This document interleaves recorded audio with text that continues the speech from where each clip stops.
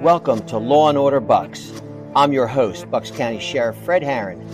Every corner of Bucks County has a story to tell. Sometimes a story of resilience. Sometimes a story that chills us to the bone. Sometimes a story of government not being able to get out of its own way. Here, the forces of law and order are constantly at work, often behind the scenes.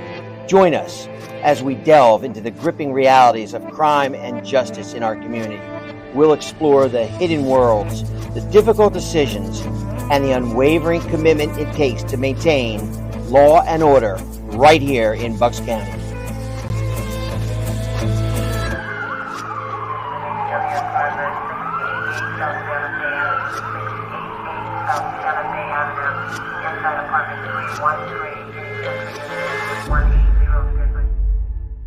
Welcome to Law and Order BUX, BUX, and I'm your host, Sheriff Fred Harran. This is episode number 16. And we've got already the next couple of weeks booked up with some special guests. I think next week we might be having the district attorney on. And then the week after that is going to be amazing. I have a man named James Tillman. He is the first Connecticut exoneree. Spent many years in prison for a crime he didn't commit, and DNA exonerated him. So we're going to have James on in a couple of weeks. He's going to be a phenomenal speaker. But, you know, this week kind of changed on the fly yesterday. I know last week we talked about our SRO. It was called, I think, Badges, Backpacks to Badges. But this is going to be kind of a part two of that. And I just thought, because of, you know, the shooting yesterday in Minneapolis, we just needed to talk about some things, and we needed to bring that to light. And I wanted to really spend, although we hit on some things last week, but it was more of a positive, you know, tone. This week might not be so positive in that way. I want to talk about the history of school shootings in this country. I want to talk about some of the major school shootings that we've had. And are they preventable? Are they preventable? And they are. And we're going to talk about how to prevent them. But we have, I am not the SWAT guy. I am not that expert on the tactical operations. But I have one of my deputies with us. Deputy Lang is joining us today. Deputy Lang has been with the sheriff's office for about 18 years, with the county for 20 years. He is one of my SWAT, my special weapons and tactics operators. He also does the training here in the criminal justice system for active shooter and response, as well as other places. He's got a host of trainings. His bio would show probably a couple pages worth of certificates and training. And he is, in the sheriff's office, one of my go-to guys. One of my go-to folks on this type of specialty. So, Deputy Lang, welcome, and thanks for joining us. Thanks for having me. Well, I appreciate it. And, you know, as you know, as I told you a few minutes ago before we got started, this is very casual conversation. But just before I get into your expertise here, Deputy, I just want to talk about it. And I've done research on school shootings before, but I never researched the first school shooting. And crazy enough, it was here in Pennsylvania. The first recorded school shooting was on July 26, 1764, at a school here in Greencastle, Pennsylvania. 9 or 10 kids were killed, and the data, the statistics, as you can imagine, from 1764 probably wasn't the best record keeping. But 2 children survived that. I guess it was a very small schoolhouse. 10 or 9 children were killed, and the headmaster or the principal was also killed. And that's what we could tell in recorded time. So jump ahead to 2025. There have been 2,980 recorded school shootings in U.S. history, just shy of 3,000 school shootings in U.S. history, with about 2,400 injuries and 855 fatalities. So we've had a lot of school shootings in this country. But it wasn't until, as you heard me say time before, it wasn't really until April 20th, 1999, which was Columbine, that we school shootings got mass televised because of social media and the internet. I don't even remember if we had a Facebook in 1999. Probably not. It was probably MySpace back then. But, since then, we've had 434 school shootings with over about 400,000 kids, affected by guns in a school. And I think that's an incredible number. If you think back from the 1700s to where we are now, how many shootings we've had. And in Columbine, we had 14 students dead, 1 teacher killed, 24 wounded. 14 of those students, 12 were the actual victims, and 2 were the students themselves, Harrison Klebold. But, then we had Nickel Mines, we had Sandy Hook, Marjorie Stone, Robb Elementary, and the list goes on and on and on. And yesterday, Minneapolis. So there's going to be memorials. We've got our flags at half-mast, and we're doing all this. And in about a week from now, this will be forgotten. Like everything else we do here in America, it will be forgotten and we will move on. And whatever the problem will be at the time, whatever the flavor of the day is, we will forget about the shooting in Minneapolis. And I think it's time, and I've said this before in my other role as Director of Public Safety in Bensalem and involved in a lot of school, training and incidences. One of these incidents has to be the last. And that's what we want to talk about today. Columbine, for those of you that don't know, the history of Columbine is what they did when they went in the building was Plan B. Plan A, they had set bombs off inside the school. And the bombs they learned to make, and Chris is going to talk about that in a little bit from the Anarchist Handbook, Chris, is that what it's called? That's correct. And they made bombs in the school, and they got the information on the internet, and they used old-fashioned alarm clocks as the detonator. And what they did not take into consideration, that new old-fashioned alarm clocks are not made out of metal. They're made out of plastic, and the metal in the bell was plastic, and there was no ignite. And their plan was to set the bombs off and get the kids running, shoot the kids as they were leaving the school running. So they went to Plan B, and they had to enter in the school. The problem with all this is that it can be prevented, and we're going to talk about that as this segment goes on. But I want to bring our deputy in, Chris. What is, and we know we talk about this all the time. You and I must talk about this probably twice a week.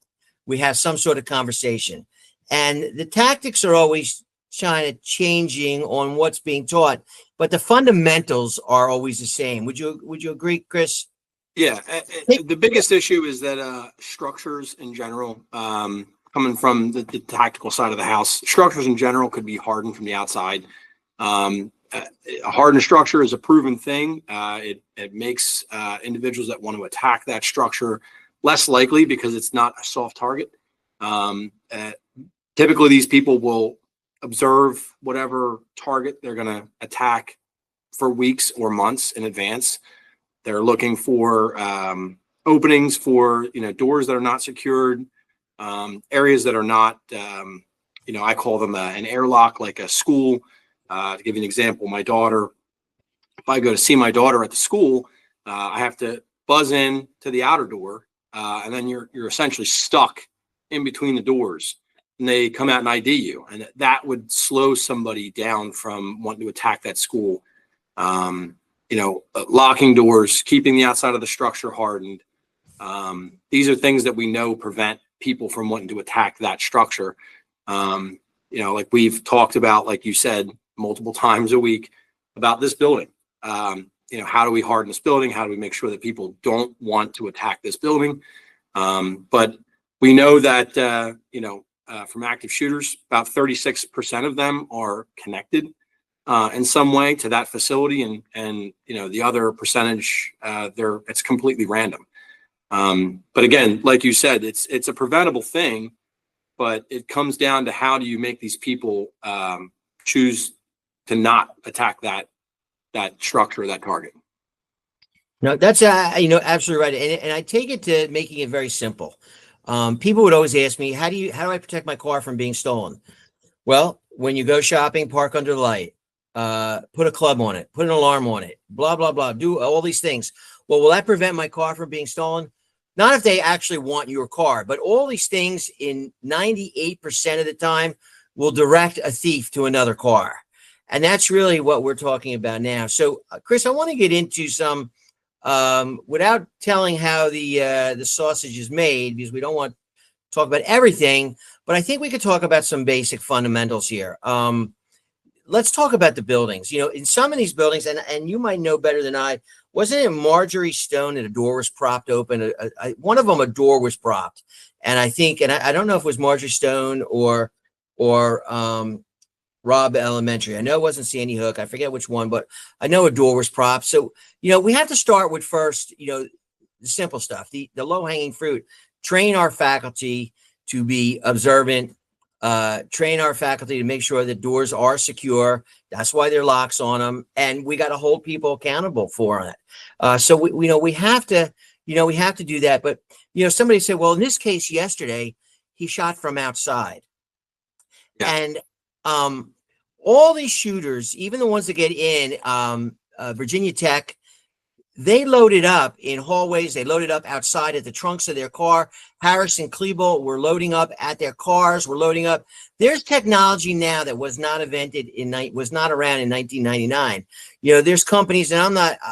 There's companies that it's a company called Zero Eyes. There's other companies out there that they can pick up gun presence outside of a building, sending an instantaneous alert to law enforcement. And when I say instantaneous, folks, we're talking about like less than 30 seconds.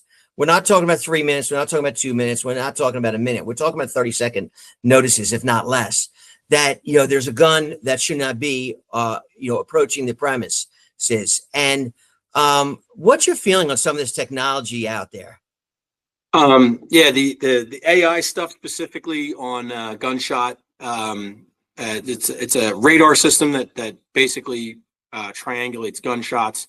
AI cameras that can see and basically recognize the shape of a firearm of somebody walking up. That kind of technology I think it's emerging, but would be fantastic for this kind of stuff, especially hardening the outside of a structure, alerting law enforcement, like you said, immediately, and getting, you know, either a 911 phone call to emergency services to tell them what's going on, get those people there. The faster the response, what we know about active shooters is the fastest the response is, it basically minimizes injuries or deaths.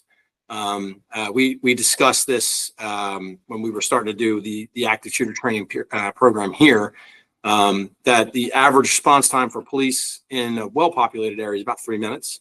And obviously that can be cut down. The more it's cut down, the more people's, the more lives are going to be saved, or the less injuries or less serious injuries are going to be.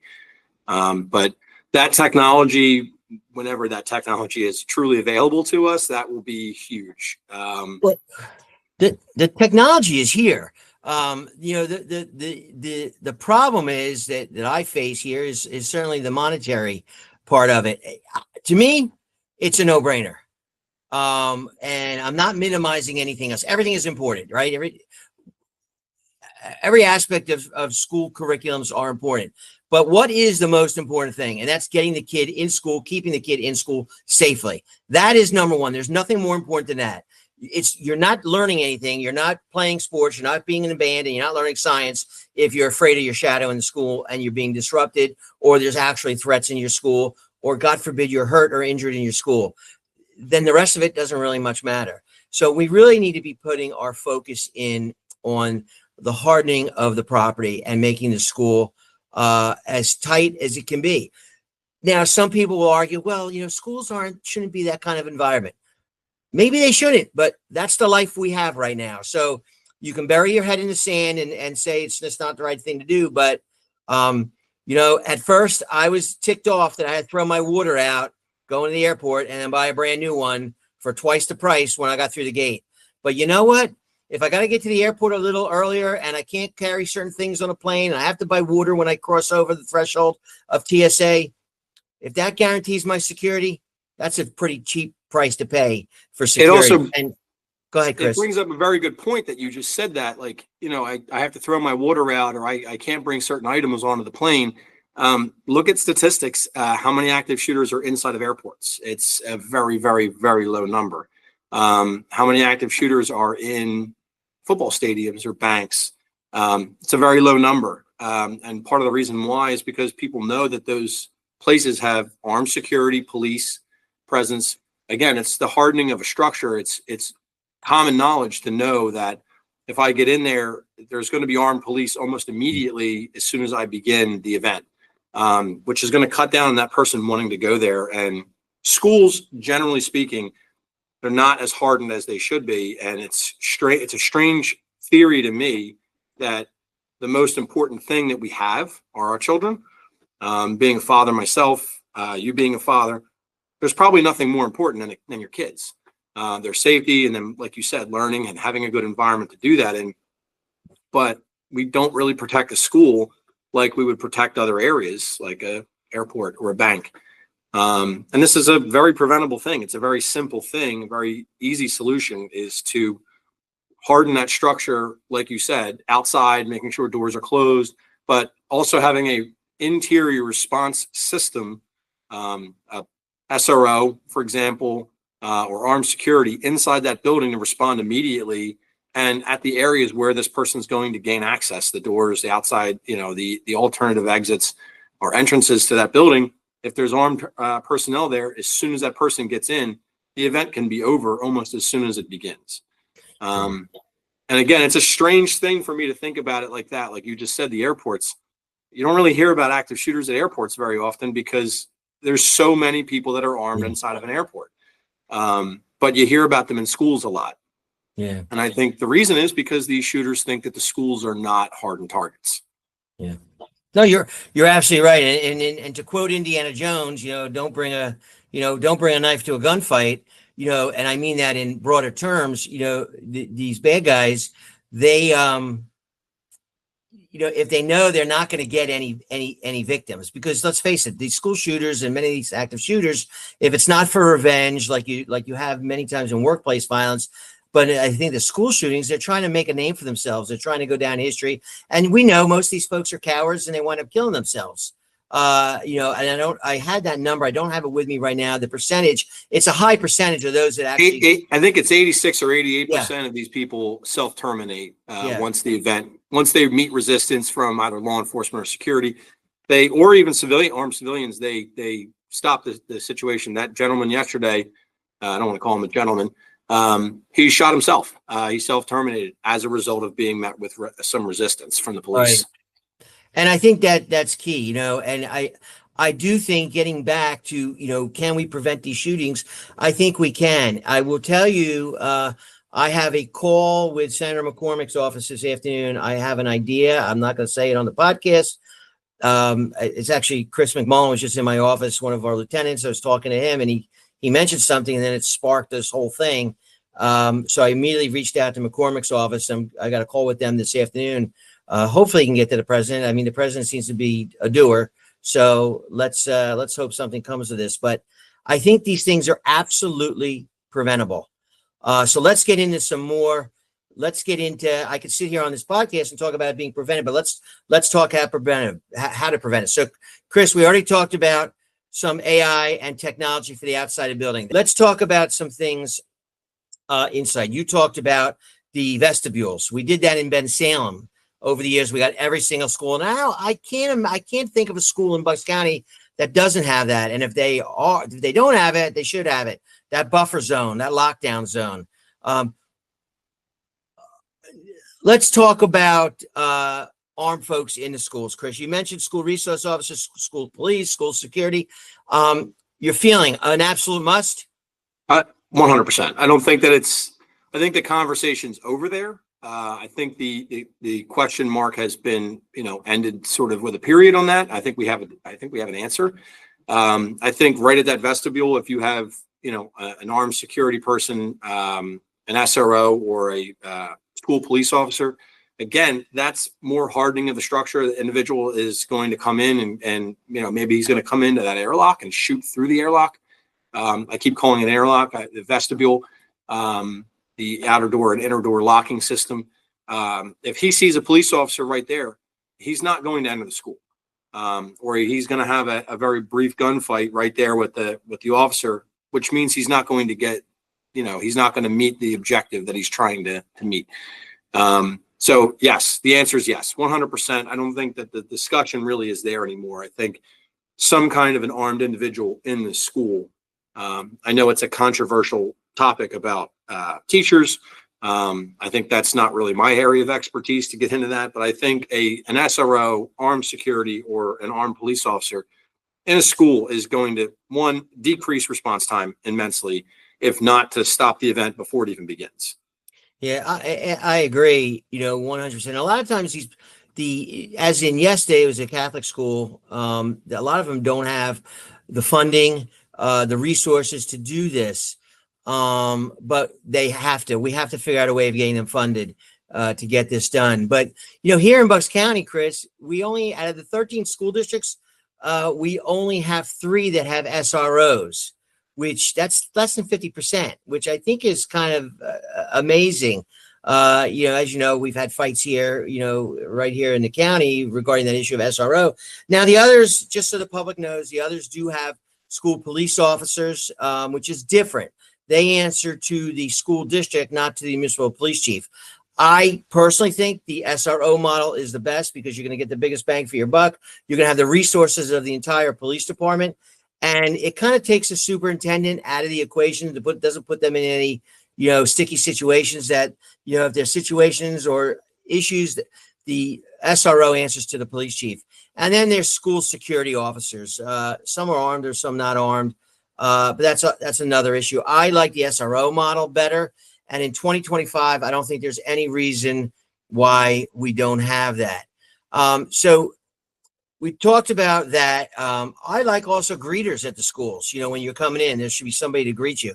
There's been sociological studies done to show that when someone makes contact with an administrator or somebody in the school, they're less likely to, or any building, they're less likely to do harm. And that's for those reasons is why for years, Walmart had door greeters, because their retail theft had decreased. Now, I don't know why Walmart doesn't have them anymore, but they had door greeters for years. Maybe, I don't know why, but there's been a lot of studies to show that door greeters cut down on your theft from your store. So let's go into the actual response, Chris. So we're trying to get the technology, we're trying to get SROs, but let's say the building is still breached. What's the latest theory as of today, the latest training that we're pushing out to schools and to workplaces? So Texas University they've taken the lead on this. A lot of people on the podcast might have heard of run, hide, fight in the past. Run, obviously, the moment that you hear the event begin, whether it's gunfire or screaming. Hide was the old model, which was just to find a place and hide in the structure where maybe you won't be seen. And then fight, obviously, when there was no other option and the shooter was essentially upon you, they're coming in the room that you're in, was to pick up weapons of opportunity inside of that room and fight them, knock them to the ground, try to take the firearm from them. Texas University has recently sort of changed that. It's now called avoid, deny, and defend. Same concept, essentially. Avoid where the shooting is going on. In other words, run, or to evacuate, to look for primary and alternate exits. Deny, that's where they sort of change things. They don't want people hiding anymore. They want them to create space away from where the shooter is, and also to be looking for that alternate exit as they're making their way away from gunfire. And then deny also is barricading. I think there was a shooting up in New York recently at a business. There's some photographs that are available online of those people barricading, and it looked like they had hours to do this, but they did it in minutes. So when you hear gunfire, you're obviously going to be much more capable of moving things like an office building or something like that, moving large fax machines or tables, conference room tables, in front of the door in order to stop that person from entering. What we know about the denied portion of the avoid, deny, defend is these shooters are not going to sit and try to breach a door. They're not going to do, SWAT style tactics or military style tactics to get into a door. They're going to meet any resistance there at that door, and they're going to move on. You got to remember that these people are looking for, essentially, unfortunately, I have to say it this way, target-rich environments. They're not going to stand at a doorway that they, might be empty for any longer than they have to in order to try and get in. They're going to move along. So the deny, we know that absolutely helps.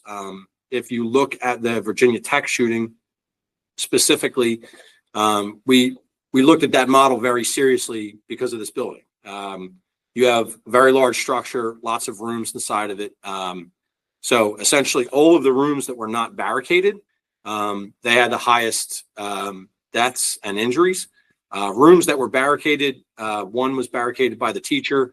The teacher was essentially I believe was a Holocaust veteran, Holocaust survivor. They barricaded themselves, and the professor barricaded the door with their body. The shooter was not able to get in, and students were able to jump out of the window from the second floor. And as a result, all those individuals that escaped lived. So we know barricading is one of probably the most crucial things is how do we barricade a door? Is that structure set up for that? Simple things like a lot of schools are going to, I don't want to get into the security measures there, but they've gone to a new barricading method, and that has been extremely helpful in keeping people from getting into those rooms. One of the teachers in Sandy Hook brought her children very heroically, I might add. She brought all of her children into a very small bathroom inside of that classroom. And because the shooter looked in, again, they're not spending a lot of time. The shooter looked through the windows and did not see anybody in that classroom. Yeah. Because she had hid all the children in that bathroom and kept them quiet. Shooter did not get in there, and all those children lived. The teacher lived, and that was a heroic, intelligent thing on that teacher's part. But it is a lesson for us in terms of how we train people and what we do in order to prevent these or to minimize casualties in the future.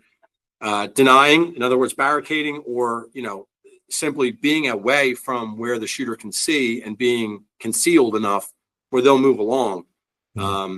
And then obviously the defend portion. There's other videos out there. There was a shooting in France, I believe, many years ago at a convenience store, and a gentleman inside of the convenience store picked up a bottle of wine and went over and took matters into his own hands. That's what we mean by that. You're not always going to have some kind of weapon with you, but improvised weapons for a situation like that, they're all over the place. Computer screens, laptops, whatever. Essentially you stand at the door and you wait for this individual to come through, and it's going to be go time. But teaching the avoid, deny, defend, I think it resonated here with folks inside the Justice Center. I think they understood it. It was a simple way to teach people what to do in these scenarios. And then, there's the aftermath. How do we deal with the injuries and the casualties, which obviously is more of a law enforcement EMS issue, but that's a very large issue. And it seems like you said, it's very preventable through some organizational efforts on how you deal with the building and training. Yeah, Chris, I mean, what a fantastic overview. I really appreciate that in-depth look. And I think, you're absolutely right. It's like water. It'll find a path of least resistance. And, there is, if you have the opportunity to get out, certainly you get out. But as the deputy was saying, people won't, they don't force their way into doors. They take the paths of least resistance and just look for targets. Many of these school shootings, there's no one target in mind as workplace violence. A lot of times they're ticked off because something just happened, or it's revenge, or it's just some other reason. But there also is another fundamental relationship between all these cases, and that's mental health. Obviously, anyone who does this, and I don't want to, I'm not picking apart the shooter from yesterday. He was this, he was that, he was this, he was that. Anybody who does this, it doesn't matter, what your political ideology is, what your sexual orientation is. It doesn't much matter. There's something not right. And I think that's where we've really lapsed in this country too. We've lapsed in a couple of fronts. One is the availability of mental health. One is we have not made it readily accessible, and we're not sharing information to one another. I tried to get something done some years ago after a shooting here in Bucks County, and it just couldn't get accomplished for political red tape. And a lot of times, as we go in with more podcasts, we're going to talk about it. And I said in my original intro how government can't get out of its own way, and I've been pretty good so far, but I'm going to dive into it because I can't stand it. We've all got a job to do, and in this case of school shootings, they're 100%. Maybe not 100. They're 98% preventable. But you gotta put your money where your mouth is. You got to do the training, like Deputy Lang is saying. We've got to get our teachers trained. We have to put the infrastructure in place. We've got to put the brick and mortar in place. We've got to put the technology in place. And this all costs money. But what's the cost of a child's life? If someone could email me that answer, I'll bring them on the show. I'll bring them on the podcast. But there is no cost to that. There is no price to that. You can't put a price tag on a human life. And with all this violence that's happening, it's let this one be the line in the sand. We've got to. Yeah, and there's training resources out there coming from the training perspective. There's training resources out there that are free. Texas University does not charge law enforcement agencies to go through their instructors program because they want that information out there. Obviously, you can't sell the information, you can't profit off of it, but they want law enforcement agencies generally to go through this training. I think, even building administrators could probably go through this training to teach their people the proper response. I just don't understand why people don't take the opportunities for this kind of training as seriously. Stop the Bleed is another very, very good training. It's not free. It's not expensive either.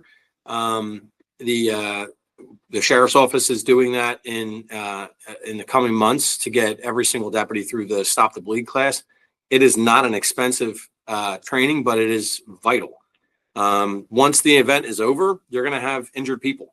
And how those injured people are cared for, and how quickly they're cared for by individuals that understand how to do that is what's going to stop that number, that initial number of how many people were killed from how many were going to die later. Tourniquet use, chest seals, wound packing, all that kind of stuff that, all the SWAT guys, we get all this specialized training through SWAT, but that training should be mainstreamed as well. That should be pushed out to essentially any police officer should be going through that kind of training, because when they arrive on scene, they're going to be doing that. Most of the time, these things, like I said, they're over in 3 minutes or less. It's the aftermath that we need to be really concerned with. How do we reduce people's injuries turning into deaths? And that's going to come from training like that, which, again, like we talked about before with Stop the Bleed, is not an expensive training for these people to take. Yeah, Stop the Bleed. I'm glad you brought that up. That is great training, and it's very cheap. The equipment is extremely cheap, and there's no reason to have. Look what we did in this country with AEDs all over the place. Now we've seen what that has done for people in cardiac arrest, and now the tourniquets and the Stop the Bleed training. If you need it, it's there, and it will save lives. And I think this has been a lot of information for our listeners, and I'm really glad.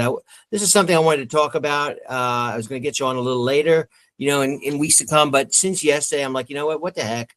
Let's do this now. But this has to be. What are we going to do? Forget about this in a couple of days? The flags will go back up to full mast. The funeral will be over. Kids will go back to school. That'll be on the news when the kids go back.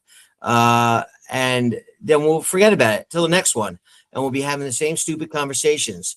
It's time for someone to say enough is enough. Let it begin here. And we can put an end to this, because we're going to harden all our schools in this county. And I don't care where we get the money from. We need to do that. We need to do that for every single school, whether a child decides to go to Catholic school, to a Goddard school, to a private school, to a charter school. I don't care. A child is a child is a child. And it's our job as responsible Americans and as county government and local government to make this happen. And it can be done. It can be done. Do we cut something somewhere else? Maybe we have to, but it can be done. Chris, any last thoughts as we wind down on the half-hour mark here? Yeah, just to kind of to jump in on the comments that you were just making, it's prioritization of what's more important. We can cut something else that maybe has less value to us, and maybe focus on protecting our children. And the kids are the future, right? We don't have anything unless our kids make it to adulthood. This country will kind of grind to a halt. Children are the most important things, and we don't protect them probably the way that we should. Like you said, we can probably cut something to make up for the loss of what it's going to cost to train and protect these buildings. So that's probably what I would close with. It's a crazy thought that we don't protect those buildings like we protect a bank or a stadium or an airport. The stadium is a great analogy because you're talking about a target-rich environment, but you can't get in. I mean, you can't. I mean, you go to concerts, you go to ball games. You can't get in. You can't bring in. I think you could bring in one water if it's sealed. They open your drinks at the snack stand so you don't throw beer cans. I mean, first of all, for a $22 beer, who's going to throw it? Nobody's going to throw a $22 beer. For those of you that are listening at Citizens Bank Park, no one's throwing a beer for $22. So yeah, and I'm gonna end on this, Chris. October 14th. October 2nd, 2006. West Nickel Mines Amish School. If it can happen in a one-room Amish schoolhouse, it can happen anywhere. I remember that school shooting. I know Doug Berg, who was a sergeant at the time with PSP. He's now the executive director for McLaughlin in the 7 states here in Newtown, Pennsylvania, right here. He was the first arriving supervisor on the scene. I've heard that presentation. There's not a dry eye in the house when Doug tells that story. But if it can happen in a one-room Amish schoolhouse, ladies and gentlemen, it can happen anywhere. And it's going to happen again. It wasn't over yesterday. Are you joking? This is going to happen again. I think it's a sad thing that we're desensitized to this information now that we see on the news. It's like, oh, another shooting happened at X place. Just fill in the blank, state, city, whatever. It's sad that it has gotten to the point where we expect to see it on the news. It's just, and it's like you said, minimal effort to prioritize safety, and maybe you'll see these things drop off, and you won't see them as many. You won't see this in the news anymore, and it'll start becoming shocking again, because right now I just don't think people get that shocked by it. Yeah, it's insane. I don't know. I hope we're not doing this again. I hope somebody. I wish it could be me. Maybe it can be. I don't know. I wish it could be us, Chris. I wish it could be this office. But it's hard to get that through, the government here, what a priority this is. And, maybe fairness to them, they're thinking it's not their responsibility, but, it's everybody's responsibility. And you took the words out of my mouth. If you're in a position, any position at all, you should be taking it. That if you have the power or the availability to do it, at least bring people together, it's enough. I'm tired of round tables. I'm tired of the blank discussions and everybody adjourns, and it's a great big picture taking event and nothing becomes of it. So, you know what? Let today be the day. Let today be the day. Folks, thank you for joining us. Deputy Lang, thank you for bringing your vast knowledge and expertise to this subject matter. I know you're my guy here I go to when I have these questions. I am certainly not the expert. I'm a good get the word out, but we have a lot of experts here in different areas. And Chris, you are certainly the one when it comes to this sort of tactical operations and school safety and active shooters. Until next week, when we're coming up with episode 17, I can't believe we're going to have to do something in episode 25. Also, well, we'll make the announcement next week. Next Wednesday, September 10th, speaking of kids, here at Chambers 19 in Doylestown, we're having a fundraiser for our newly created Sheriff's Office Police Athletic League. Right now, we have boxing going Tuesdays and Thursday nights. No cost to the kid at all. Parents, we're picking up the tab. We have funders like Johan Boxing, funders like Penn Community Bank that are taking care of the tabs. We've got some other funders coming in. I've got some pledges for money, but we're having a great fundraiser. And if you want to come out, I'll be a celebrity bartender, but much more important, Dom Giordano, the big talker on 1210 radio. Dom Giordano will be there. Him and I will be mixing them up, and don't order anything too crazy though. But this is all for the kids. This money all goes back to our kids. Until then, God bless you. God bless America, and God bless our kids. We could do it. We can do it. Chris, thanks very much. Thank you for having me. Thank you for joining us as we explore another aspect of law enforcement in Bucks County. To stay up to date on future episodes and gain further insight into the work we do, be sure to like, subscribe, and leave a review wherever you get your podcasts. For more information about the Bucks County Sheriff's Office and the services we provide, please visit our website and be sure to download the official Bucks County Sheriff's Office app, available on Google Play and in the App Store. Join us next time for another in-depth look at law and order right here in Bucks County.